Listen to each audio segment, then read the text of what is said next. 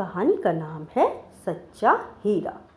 सूर्य अस्त होने को ही था। पक्षी चहचहाते हुए अपने घोंसले की ओर जा रहे थे। गांव की 4 स्त्रियां एक कुएं पर पानी भरने आईं। अपने अपने घड़ों में पानी भरकर वे इधर उधर की बातें करने लगी। एक स्त्री बोली, भगवान सबको मेरी जैसा बेटा दे। वह लाखों में एक है। उसका कंठ बहुत सुरीला है। लोग उसके गीत सुनकर मुग्ध हो जाते हैं। सच कहूँ, मेरा बेटा तो हीरा है। उसकी बात सुनकर दूसरी स्त्री से रहा ना गया। वह भी अपने बेटे की प्रशंसा करने लगी। वह बोली, बहन, मेरा बेटा बहुत शक्तिशाली और साहसी है। वह तो आज के युग का भीम है। दोनों स्त्रियों की बातें सुनकर तीसरी भला चुप कैसे रहती।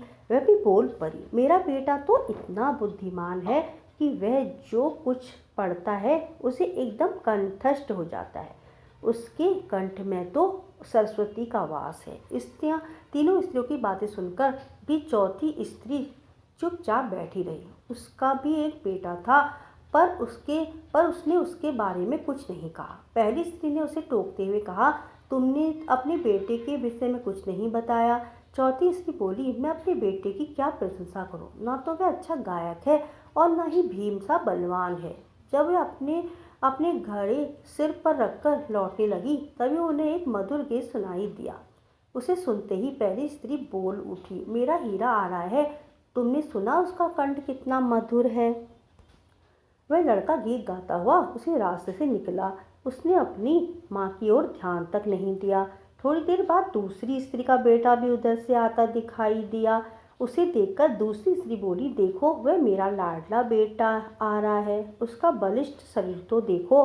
वह बेटा भी माँ की ओर देखे बिना निकल गया।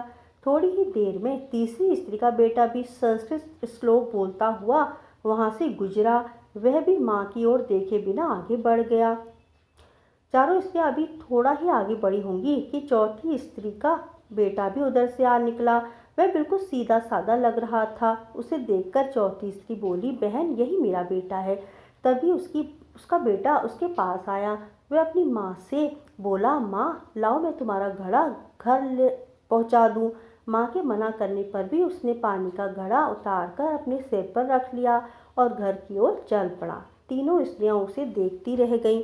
पास खड़ी बूढ़ी महिला बोल उठी, देखती क्या हो, सच्चा हीरा यही है।